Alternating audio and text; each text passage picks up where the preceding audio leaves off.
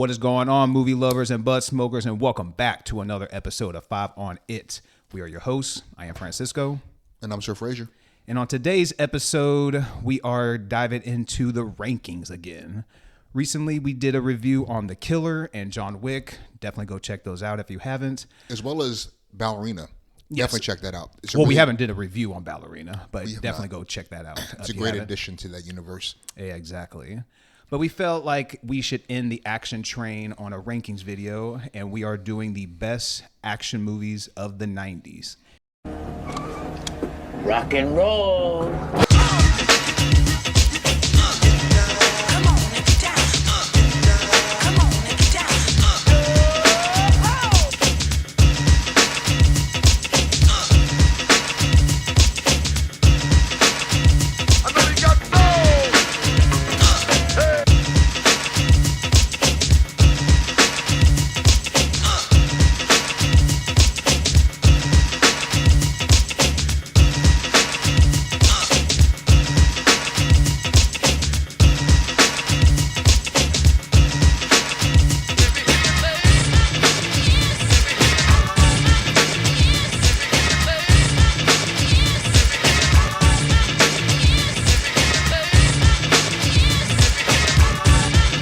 Here on 5 on It, we're not going to do a top 10 or anything like that. We're not going to put it in order. We're just doing the best 5 each, and we each get an honorable mention. Yep. But before we dive any further into that, don't forget to subscribe, like, share, comment, do all that stuff all for the us. Things. Help us bud smokers and movie lovers out to get us out there to as many viewers as possible. Yeah, I mean, when we always love to hear, whether it's on our TikTok or through our Instagram or YouTube, we always love to hear what you guys are watching.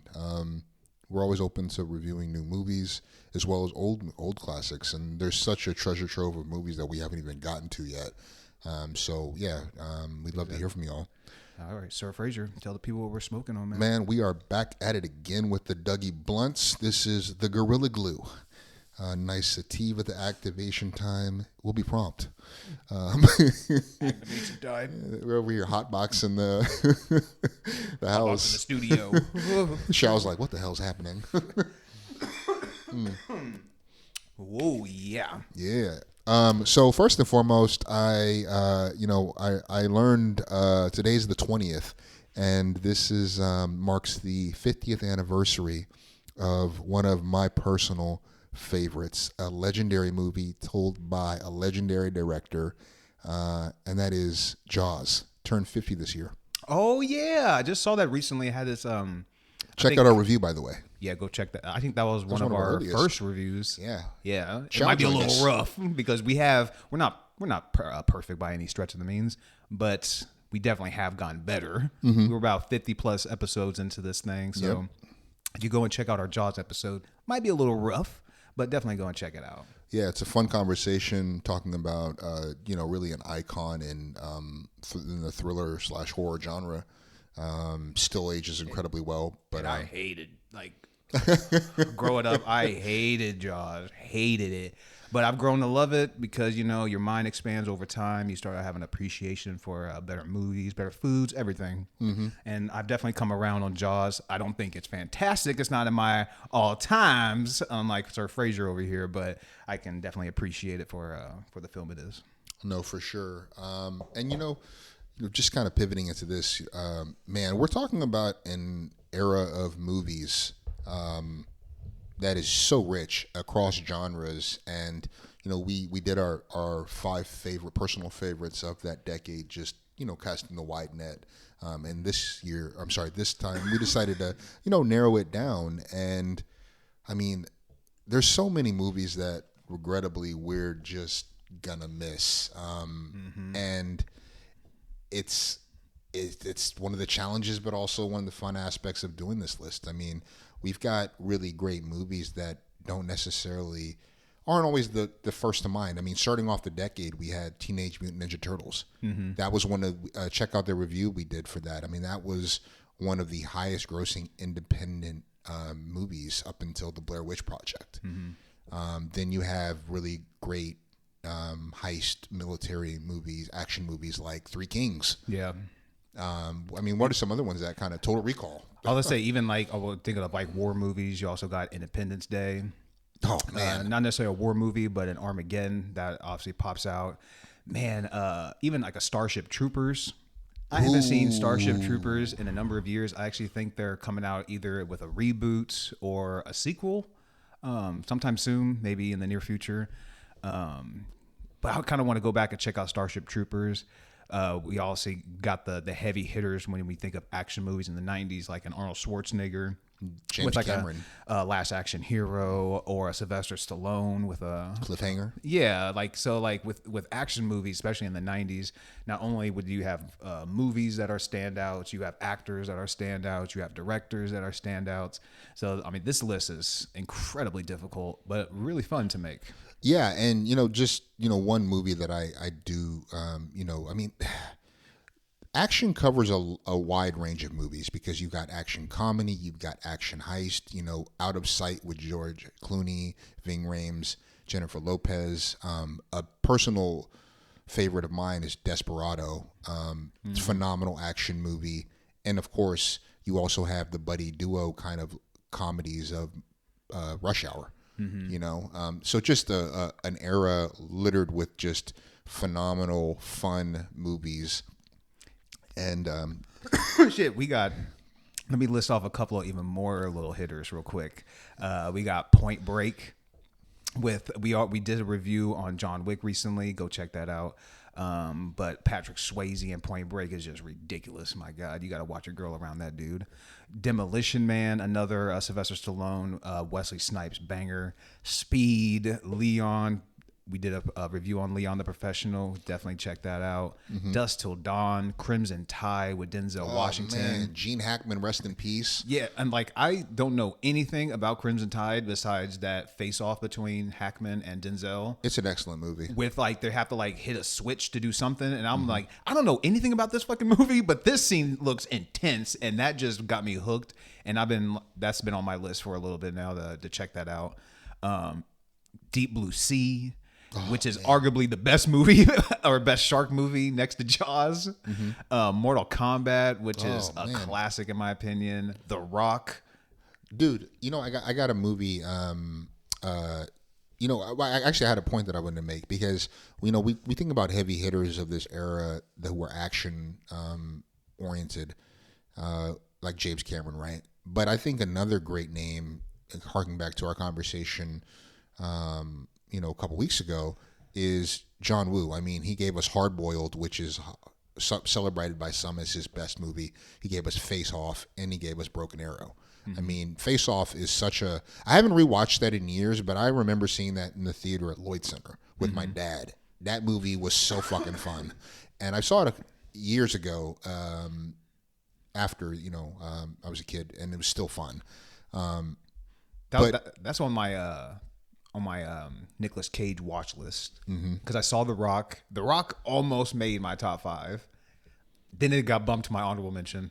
Then it got bumped off my list just because when you start on with these 90s movies, you can start seeing like some heavy hitters at the top, but then you start working down like the list that's gotten released through that decade, and it's like, oh my god, you just start scratching off names, and start shuffling it around. It's an imperfect list. Yeah. It really is also circumstantial because sometimes a movie comes back that you see recently and you're like, damn it, no, it's top of mind. But given what you just said, let's pivot to the honorable mentions because my first honorable mention, you said it, The Rock. I fucking love this movie. Yeah. Shout out to this. I mean, they got the legendary Sean Connery. Winners go home and your fuck the best. prom queen. Your best.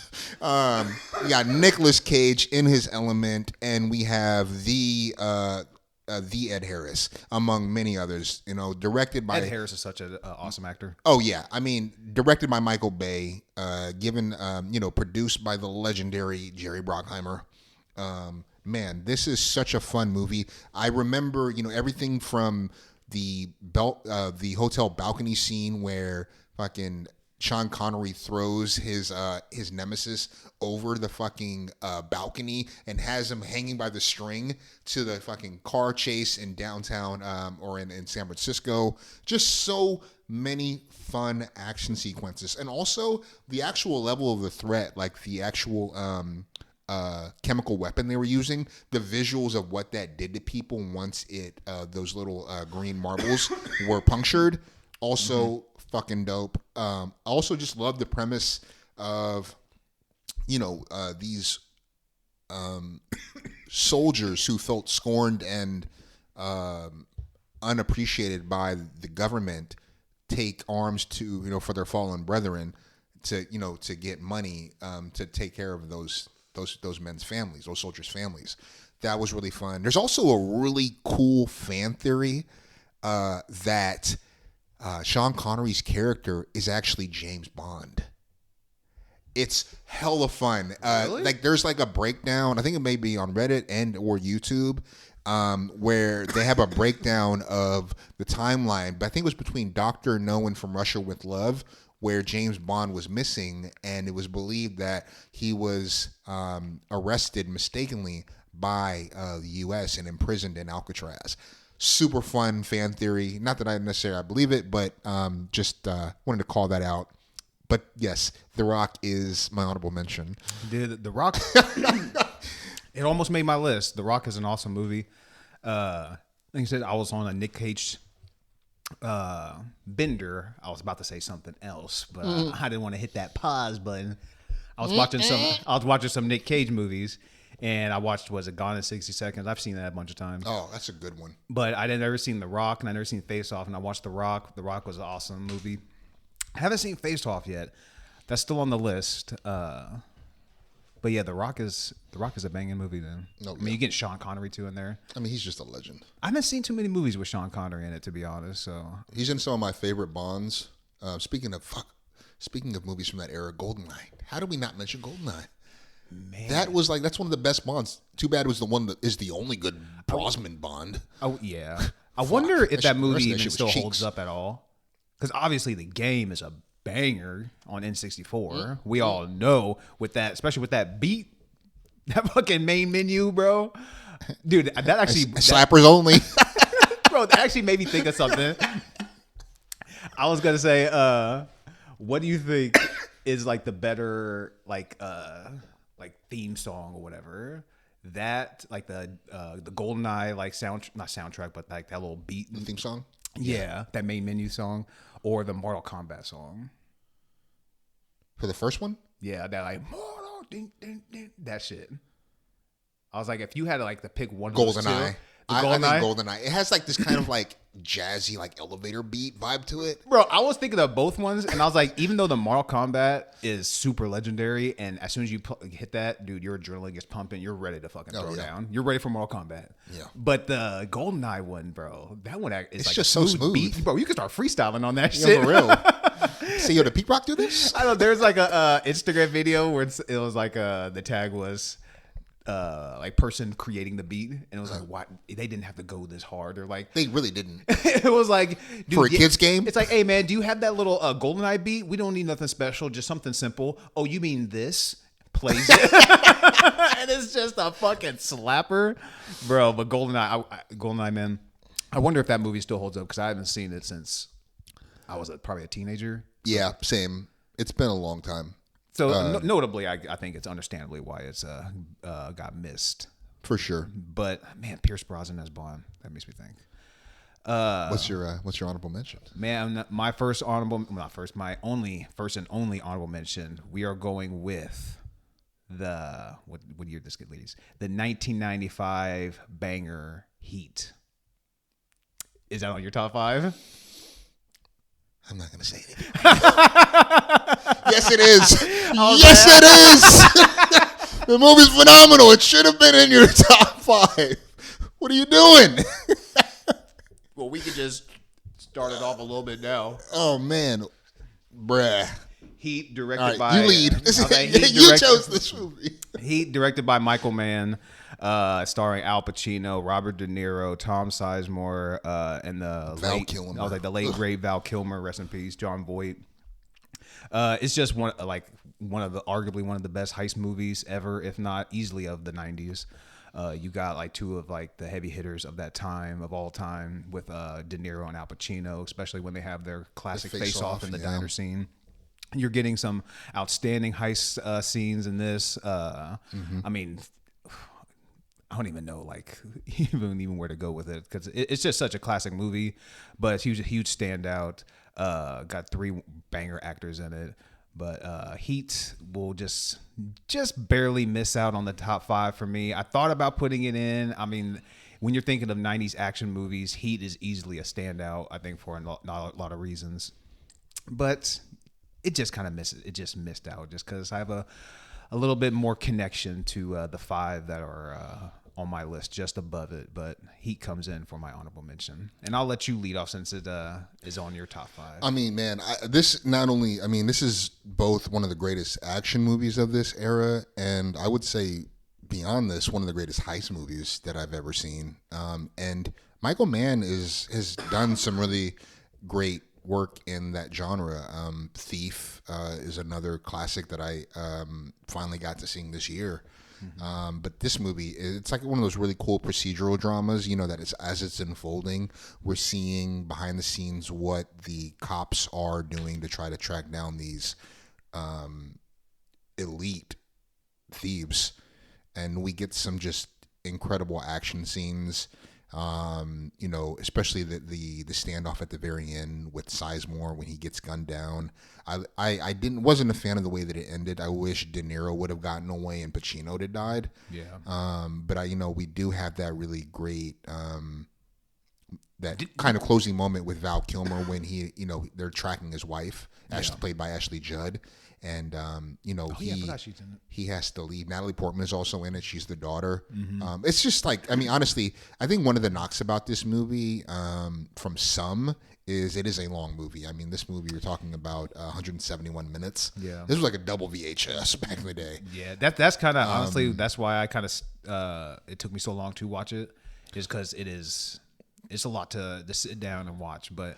It's entertaining though. I mean, once you actually turn it on, then you're going to be entertained throughout the whole movie. But it's just a lot to take on. And I think some of that is because some of that isn't surprising. I mean, when you have 2 incredible heavy hitters like De Niro and Pacino, those are usually going to be long movies. I mean, Godfather 2, for God's sake, is a long ass movie. Yeah. But I mean, it's also considered one of the GOATs as well. And I think this is one of the greatest in this particular category. But you have 2 legendary actors, and it makes sense that you're going to try to take advantage of that fact. But I'm really hyped for this potential sequel that it's like a prequel / sequel, I guess. It's going to follow Val Kilmer's character. I think it also is supposed to cover like De Niro's character before, when he was younger, when he was kind of some of his earlier jobs. But I wonder who they'll get for to play those characters. I'd heard. I don't know if this is true or not, but I'd heard. Why am I blanking on his name? But the actor that plays Adam Driver, I almost said Kylo Ren. I heard that he was attached to the project, but I'm not sure. I'm guessing to play Pacino's character, maybe. I'd heard that. I don't know if that's true. But he was one name. He's the only name that I can think of that was attached to this project. But that's my that's one of my my top 5. I'll just start there. And I think now that you mention it, I think Michael Mann is going to be behind it as well. So I mean, if Michael Mann is behind it, then I'm definitely all for it. So with that being your number 5, I will lead off as well with my number 5. And we are going with kind of like a gimme. I was going to save it for the best for last. But let me get it out first, because I think if anybody's been watching this show and you over there, you definitely probably know this is easily going to be on the list. It might be on your list as well. We are going with, what year was well? The 1991 Terminator 2 Judgment Day. Easy to be on anybody's list of best action movies of the 90s. From the GOAT! This movie is going to be on. This is on my all-time list. So I think this was just a gimme that was going to be on the 90s action, since this is right in its specific wheelhouse. Directed by the great Jimmy C. James Cameron. I think he might be well represented on this list. I know. I'm not sure if True Lies is on your. It's not on my list, but True Lies can easily be on anybody's top 5. That movie is crazy. The action. Yeah, and it's another Arnold Schwarzenegger movie. Also one of the greatest yeah action stars. And what's her name? Starring girl from the Halloween movies. Linda Hamilton. No, True Lies. Terminator 2, Jamie Lee Curtis. Jamie Lee Curtis, that's it. Yeah, Jamie Lee Curtis in True Lies. But in Terminator 2, yeah, starring Linda Hamilton, Robert Patrick as well, Joe Morton, Danny Cooksey. Terminator 2 is just, honestly, it's one of the best movies of all time. Easily one of the best action movies of all time. Still looks phenomenal. Yeah, still. I think... No, I was about to say, did we do a review on this? I thought we did a review. We did Terminator 1. Yeah. Oh, yeah. Which is also phenomenal. I mean, it's switch of tones, but like Terminator 1 different. feels definitely more of like a horror movie. Terminator 2 is definitely in the action realm. But this is just kind of, it's going to lead into a little bit. I'm about to lead into another movie that's going to be on my top 5 list that was directed by Jimmy C as well. He's just an action movie goat. Jimmy C is just a goat of goats. Mm-hmm. Oh, but man. I mean, everybody knows the story behind Terminator 2. I don't think we need to give the synopsis about the story behind any of that. No, I mean, but it still legend holds. What was that? Its legend is known far and wide. I know its legend stretches out all to the north, to the wall. Oh my God, dude! I mean, this movie had a budget upwards of 102 mil, and he made 520 at the box office. This motherfucker is a box office. Yo, like, say what you will, even about the avatars, but the movies were critically and commercially extremely successful. When you're flirting with over 1.5 bill at the box office, it's hard to argue. Even if you don't like the shit, like, he's doing something right. Dude, and the T-1000 is still regarded as one of the best villains of all time. Oh my God. And the effects behind it still hold up. It's probably still being taught in like not editing, but in like animation classes if you're doing that. The T-800s, or at the beginning of the movie, still look great. The actual makeup of Arnold as he's getting his ass beat at the end of this movie, he looks great. I mean, dude, the end of this movie is fucking still tear-jerking. Yeah. Like, God damn, this movie... The thumbs up going into the lava. Bro. Yeah, dude, this movie still bangs. No! Dude, and they got the score playing over it, bro. This movie still hits. Bro, I mean, so many iconic lines. When he shoots the T-1000, when Arnold shoots the T-1000 after he's been frozen and he's like, hasta la vista, baby. Like, oh my God, like, bro. Bro, and that's what led into such an iconic scene when you think you defeat him, but then his liquid just starts reforming and he starts building himself back up and shit. Bro, this movie is so iconic. It's still such a banger. I mean, it's phenomenal. So that's why I wanted to just do it. That's why I wanted to do it. Number one is like not a surprise. I think it's going to be on yours possibly. Yeah, is it on your list? That's my next. I mean, so since that was essentially for both of us. Is it back on you now? Back on me. Yeah. Damn, we're going to fly through it again. This one might be on your list as well. So let me just get it out the way. Let me bring it up. We are talking. Oh, hold up. Oh, snap. I got to take it off the list. This came out in 86. I am tripping. Then I got to find a new top 5. What was the movie? It was Aliens. For some reason, I thought that was got released in the 90s. Yeah, that was definitely 86. Yeah. Aliens 3 was early 90s. With Charles as a Dutton. Then what would I slide into? Actually, what Heat would just slide into my 5 spot then. Welcome back. Welcome back. Welcome back. So we'll just swap out Aliens and Heat. Man, I thought that was early 90s, man. I thought that was Aliens would absolutely be in my 80s action movies. That's probably number 1. Yeah. I mean, that shit's just... Ugh. Well then, it's right back to you, sir. Well, actually, did you want to say anything more about Heat? No, I think now we're pretty good because I mean, honestly, it's been a good while since I've seen it, but I remember when I watched it, it was a banger, and I remember thinking when De Niro towards the end, I was like, bro, you can get away, get away. He had to go back for vengeance. Yeah, that he had to go back, and so oh man, but I want to rewatch it, but biting off that damn near 3-hour movie is a tough task sometimes, especially when time is limited, bro. Mm-hmm. And there's so many good movies out here. Even like with we did a review recently, the Grand Budapest Hotel. I believe that's going to be released by the time you guys are listening to this. That clocked in like just under like an hour and 40 minutes. When I saw that, I was like, perfect, man. You can just you can get in, get out, fucking. And that movie was such a hitter. Definitely check out that review if you haven't. Okay, so wait, it's on me now? Yeah. All right, man. Going to the end of the decade. I don't know if this is on your list. I suspect it will be, and that's the 1999 science fiction classic, The Matrix. Oh, damn. Our lists are really fucking similar. I mean, dude. That is on my list. I'll just take it off right now. By the Wachowskis. Well, this is fun because we can actually have a conversation about this movie because directed and written by the Wachowskis, starring Keanu Reeves in what is arguably his best role, Lawrence Fishburne, Carrie-Anne Moss. This movie, it's funny too that we're talking about this not long after two like legendary science fiction movies that really deal with a world where the machines have taken over, especially at this moment in time where we're looking at in our near future artificial general intelligence, being, it's accelerating on such a exponential rate. And these two movies really kind of tap into that cynicism and fear about that, what that dystopian future could look like. This movie is phenomenal. I think it had so much going for it. From the visuals, I love how stylized it is. I love the color, the actual, something we'll talk about. We'll talk about with the Grand Budapest. I love the color palette of this movie.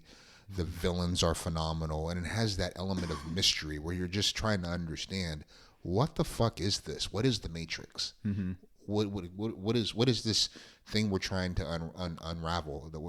What is this mystery? Yeah. So it had so much going for it. The martial arts aspects were really fun. The shootouts are legendary. Mm-hmm. I think personally they still look good. I mean, I love that lobby scene when Neo goes into the Matrix.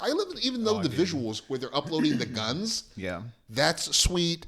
He's wearing the iconic trench coat, and then he walks into that lobby with Trinity, and the shootout in that lobby was just fucking terrific. Dude, I still get goosebumps every time, like when the camera just pans in on his boots and then it slowly like goes up.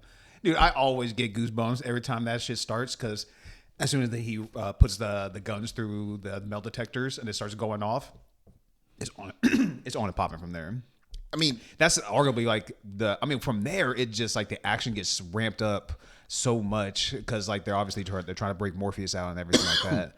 But the action is just so like on edge, and because the villains are so like menacing. Formidable. Yeah, and because you just know like if you come across any sort of agent, let alone run, get the fuck out of there immediately. And they're doing a tough task trying to break in there, let alone and he's like surrounded by 3 of the agents.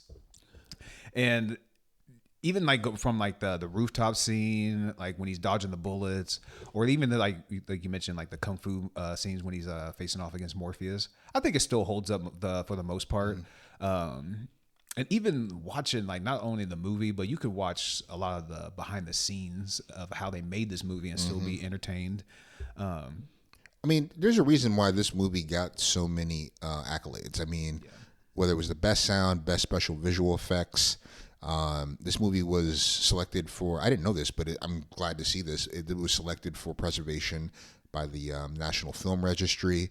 And I mean, honestly, this movie, one thing we have to talk about in this movie is that it gave us one of, in my opinion, and in my lifetime, one of the best movie villains of all time in Mr. Smith, Mr. Smith, Agent Smith. I mean, that battle with him at the very end, Mr. Anderson. Dude, like when Trinity gets the phone, and then you see her like see Agent Smith, and then the fucking gun gets shot out, and you know it's just going to be a one-on-one. Dude, it's just the score kicks in, and the score is phenomenal too, dude. I love how is it at that moment? I can't remember exactly moment now. Now I'm thinking about it, but I'm pretty sure it's like towards that end when he has like hit the one-on-one, and Morpheus just is like, he's beginning to believe.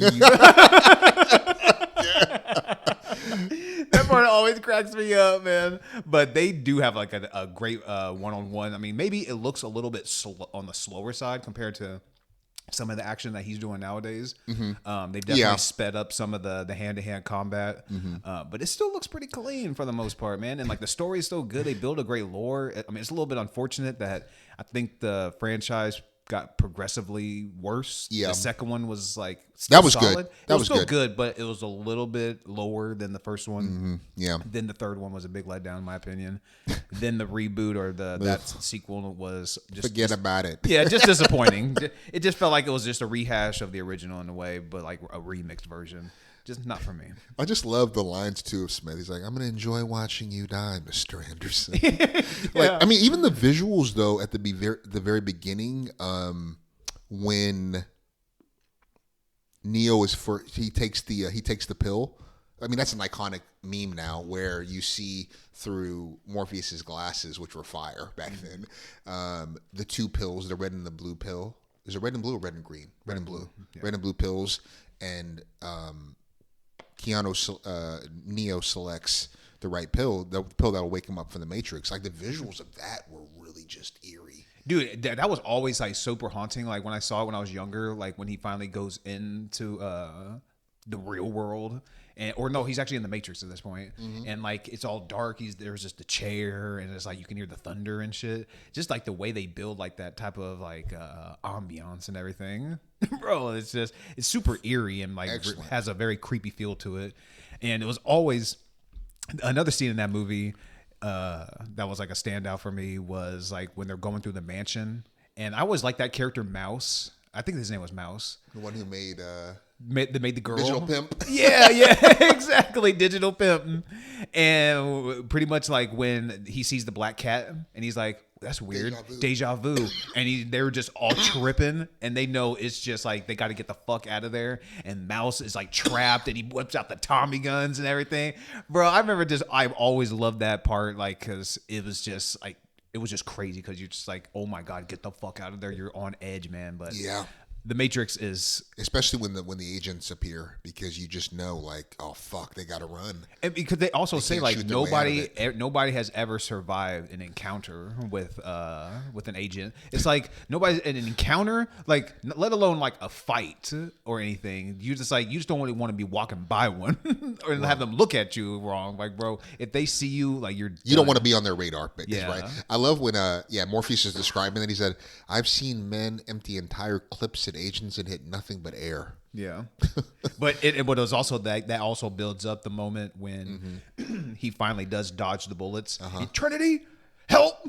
But he starts doing his fucking thing, and that's obviously been super iconic for the number of years that's been out now. And it was so trippy. Remember when that was included in the trailers, and you're just like, yo, what the fuck is this movie? Dude, when she goes, dodge this, and blasts his brains out. Yeah. Oh, bro, that's such a killer fucking part. And another important context to point out is this movie was released in 1999. And just made the cut. Yeah, well, Y2K scare was a real thing. And that was not far off from when this movie was dropped. So that was like also just culturally an important kind of an anxious period. Yeah, exactly. I know. I remember being a kid, stock up on water, thinking that when the year 2000 ball was going to drop, thinking like the computer was going to shut down, lights and things was going to flicker, it was going to be mayhem, and not a damn thing happened then. Just like when people thought things was going to be crazy, in 2012. People thought the world was going to end in like, because it was like 12. Yep. They're like, oh my God, because the Mayan calendar, nothing happened. Yep, nothing. But yeah, a Matrix that comes in definitely for me on my list. So all right, is it back to me? I believe it's back on you because I have 2 left. You got 2 left? Me too. All right, let me go ahead and. I think this is where we might. This is definitely where we stray. What'd you call it? Did you say the forbidden path or the righteous path? Yeah, this is. I text Disco. I said, boy, I think we have a lot of similarities. I said, I know we're going to have at least two. Yeah. And I think we had three. I think we had three. Yeah, and I said, but I was like, after that, you go off the righteous path. Yeah. So these last two are definitely going to be quite interesting to see. I mean, let me go ahead and do this. Somebody's coming. Somebody's serious. I'm talking Leon, the Professional, baby. For real? Oh shit! This was reviewed by us. Check out the review. Luc Besson, Jean Reno, Gary Oldman plays one of the best villains I've seen on screen. Another movie with I can say that confidently, where he plays corrupt DEA agent Norman Stansfield. Everyone, yo, this movie is phenomenal. I love how stylized it is. It just has that 90 grittiness to it. Mm-hmm. It's a real, I mean, he just looks like a fucking G when he has his fit on. This is a dangerous man. We talking about the kind of, what's the word I'm looking for? Like the, I guess like the family tree of like really, or the evolution maybe is a better way to say it, of just hitmen and like gunmen on the big screen. We talked about John Woo and his work is contributing to that. I definitely think this is true with Leon in this movie. Mm-hmm. I love. I mean, I'm curious because you've seen more John Wick movies than I have, and you're a deep fan of that franchise. Do you see any influences of this movie or traces of it in the John Wick franchise? From Leon the Professional. Yeah. I mean, I don't know enough about that franchise to say it, but I'm just curious. I mean, maybe there's some aspects to it, like just with just the villains going after just like this one man, and this one man that's just like all by himself, kind of. Mm-hmm. But I don't think there's like too many similarities because in Leon, he's more of like he's like a protector in that one. He's like protecting Natalie Portman, or he becomes that. Mm-hmm. And in John Wick, he's not really protecting anybody. He's just out for his own type of vengeance. Mm-hmm. So like maybe there's some aspects in it with like maybe like camera work or like that's what I was thinking. Like stunt, in the technical aspects, I can see that. Story wise, not so much, but I can see some in like camera work, stunt work, things like that. I mean, that I was gonna say that shootout in the apartment at the very end of the movie was just iconic. I mean, it's such a great scene. I mean, from the visuals of it to even, the way that he dies with Stansfield. It's just it's a phenomenal movie. I know you mentioned it, and we were just kind of talking about the broader decade. Mm-hmm. But yeah, man, I love this movie. Check out our review, man. It's such a fun movie, fun conversation, and very entertaining movie. Man, we reviewed The Killer recently, and the way that movie ends is super bleak. There's nobody really has like a great ending to that, at least as far as like the three main characters. The main villain, the main villain dies, but like the main dude, he dies. His chick, she's blind and just wandering off into the abyss. And his best friend, he's dead too. He's a cop. Yeah, he's a cop. About to get arrested for murder. He's about to get arrested for murder because he ends up killing the villain. And so nobody really has a great ending. But in Leon, it feels like even though the lead dies, he was still able to still have a happy ending by still killing off the main villain and still making Avenging sure Matilda. Yeah, and still making sure that is that her name, Matilda? Yeah, Matilda lives on and still has the potential to have a fruitful life. Mm-hmm. So that's why I also like Leon in that aspect. Even though the lead dies, you can still have a happy ending and for one of the characters. It doesn't have to be bleak for everybody. No, so true. I do like that about Leon, and that's where The Killer, unfortunately, that fell a little bit short. Even though that's not in the 90s, but I just see some similarities with those two movies in that aspect. So, all right, back to you. For the first movie, which one do I want to leave for last? All right. the first one we are going to start with is the 1995 ultra classic Martin Lawrence, Will Smith, Bad Boys. What you gonna do? Oh, Yeah. Such a fucking great movie. Bad Boys is a motherfucking classic. It's obviously spawned now 4 movies. I'm about to say 3. 4 movies. They're probably going to be doing a 5th at some point. But this movie, man, I remember just reenacting this movie so many times with my brother growing up. The chase scene when you have, a quick synopsis if you haven't seen Bad Boys. You have 2 cops, Martin Lawrence, Will Smith. They come across Tia Leone, if that's how you pronounce her name. If not, my apologies. She's pretty much going to be witness and protection. She was a witness to a very violent crime. Her friend got murdered, and the people are kind of after her. And and Will Smith and Martin Lawrence are also trying to like track down these guys and take them down as well. So it's kind of like almost like a cat and mouse game between the cops and the bad guys, and the bad guys are hitting back as well. Mm-hmm. And when they hit back, they attack them at Will Smith's house at the apartment. They come through the lobby after. It's kind of like a funny scene because like the wife stumbles on what's happening with Martin Lawrence. They do have to do a little wife swap because identity swap. Yeah, because they're undercover and everything. So, but the wife doesn't know what's going on, so she thinks he's cheating on her. It's a funny scene, but then when Tia Leone storms out of the apartment because she also doesn't quite know, like she doesn't know the full picture of what's going on. She doesn't know that they did the identity wife swap or little swap thing. And as soon as she leaves the apartment, the bad guys are there. And a big chase scene ensues, and that's just, this is also directed by Michael Bay as well. So you're going to get some standout action scenes. Yeah, Michael Bay is definitely represented to go along with Jimmy C. But that action scene, the chase scene when you got Tia Leone getting kidnapped and Will Smith is out there with his shirt off, obviously chasing these motherfuckers down. Martin Lawrence, he jumps out. He's trying to fucking chase everybody down. Dude, the way it's shot, it's so like hectic, but you can follow everything really closely. He's going through just like this is in Miami, so he's going through the streets of Miami, going through like with nail salons or hair salons, even dropping like little funny lines of he's like, your hair looks great, bro. It's such a standout movie. That scene, I've reenacted that with my brother so many times. I was always Martin Lawrence. He was Will Smith, saving him at the very end before the cop, or not the cop, before the bad guys run him over at the end. Dude, this movie is a standout. So many action scenes to choose from. I love the nightclub scene when Martin fights in the bathroom.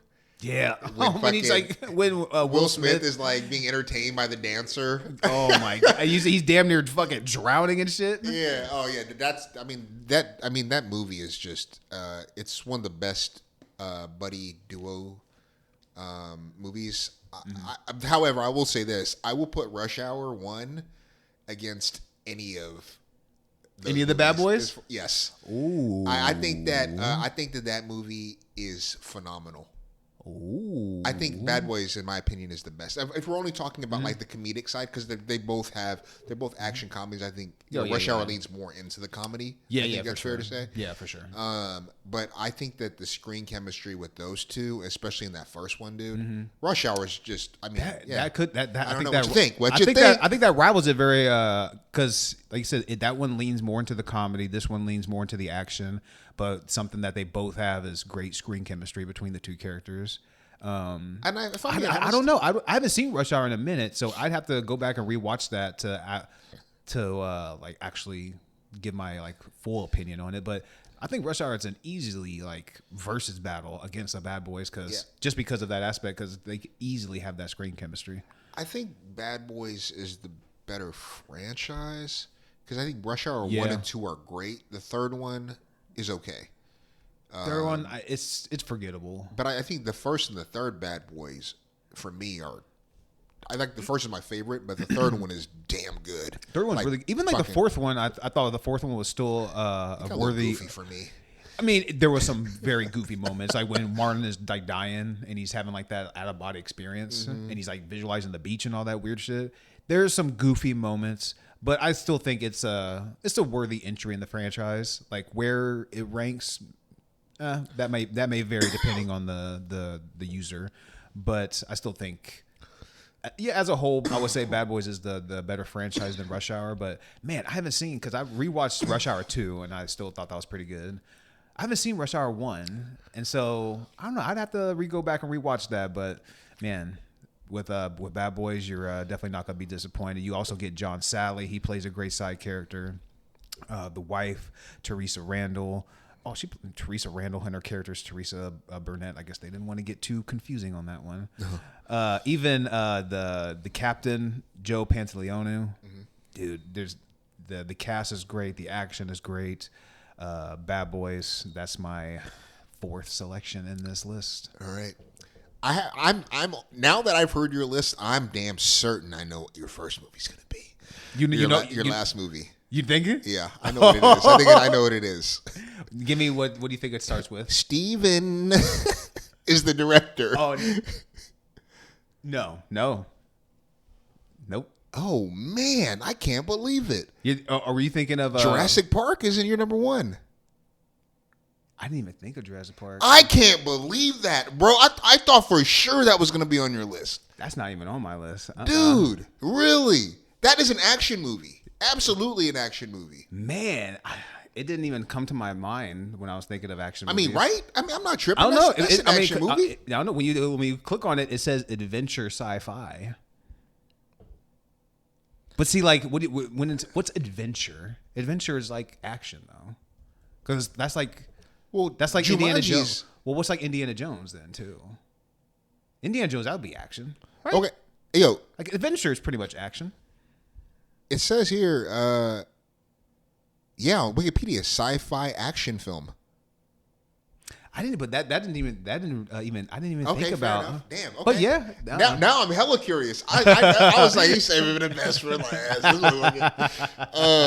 All right, man. My last film. You said it earlier. Point Break, man. Woo! I fucking love this movie. The screen chemistry between Johnny Utah, played by Keanu Reeves, and Patrick Swayze, who plays Bodhi. Their screen chemistry is just terrific. I love the heist scenes are so fun and stylized with the Dead Presidents masks. Mm-hmm. Also, shout out to Dead Presidents by the Hughes brothers. Even the chick, quick shout out to the cast. Lori Petty. Yeah, she's in Free Willy. Is she in Free Willy? I was thinking of In the Army Now with Pauly Shore. Oh my God! Yeah, she was in Free Willy. And she's got that. Willy. She can pull off that short hair look too. She does, especially the surfer look vibe. Yeah. Also Gary Busey. Oh my God! I mean, I love this movie. So I also read that James Cameron helped out with developing the script. It was directed by Catherine Bigelow. Mm-hmm. I mean, this movie says it has a cult status. I don't know. Do you feel like this is a cult movie? Because I feel like this is. I don't know. I don't really talk about this movie with many people, so I guess I don't have a gauge. I don't know. I think it's a straight up classic for me. Is when I think about 90s movies. Like a cult classic. I mean, I don't know if I would call it a cult classic. A classic for sure, but like Faculty is a cult classic. Arguably, right? Yeah. Like compared to like Scream. Yeah. Scream's just a classic. Mm-hmm.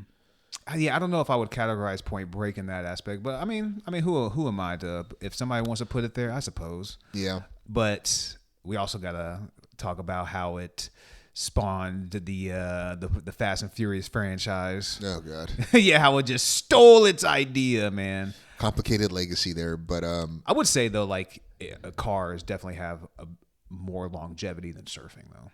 Yeah.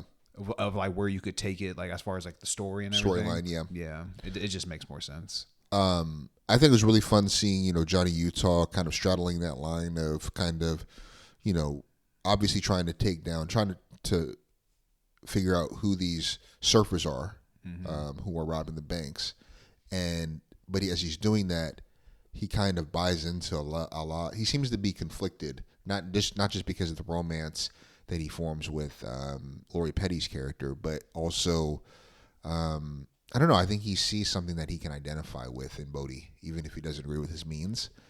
And so you kind of see like that conflict. I mean, the skydiving scene is so fucking dope. Oh yeah. The surfing scenes are really cool as well. In addition to just the heist moments, and the way that it ends also was just sadly satisfying. Yeah. I wonder if Keanu or even Swayze, like if any of those actors did their own like skydiving stunt.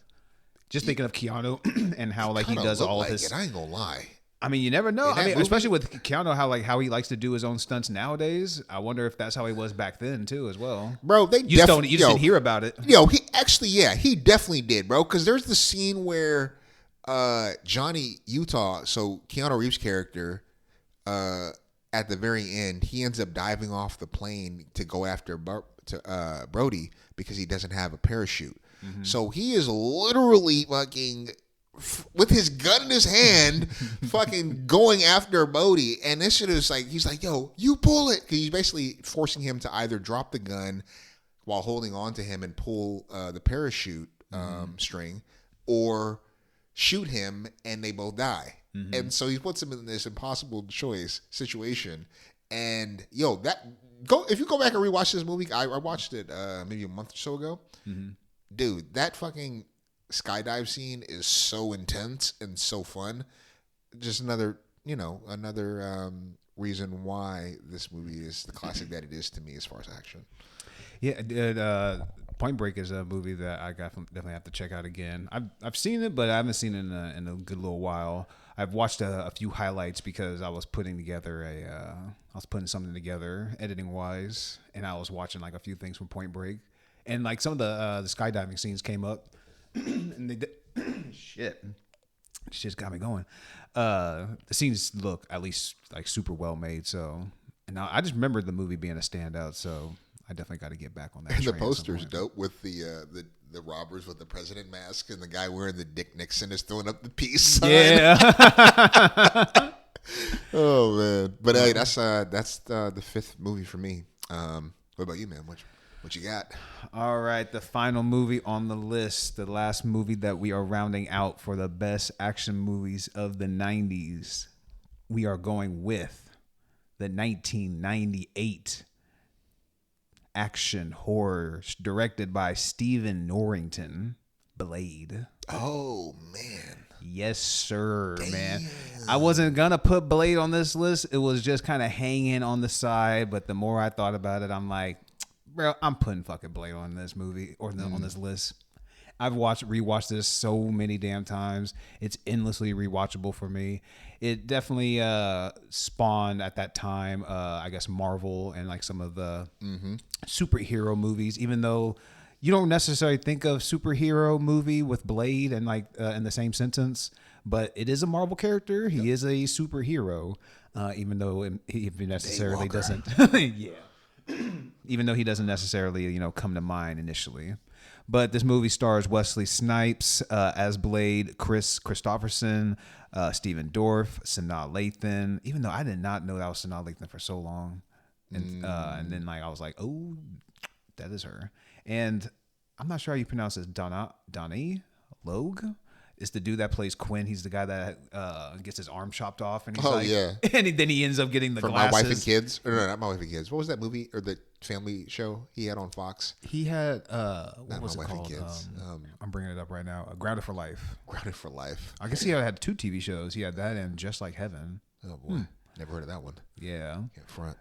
But this movie, I mean, you got a great villain, Stephen Dorff, even though, I mean, I've been seeing him in too many other movies besides this that I find very good.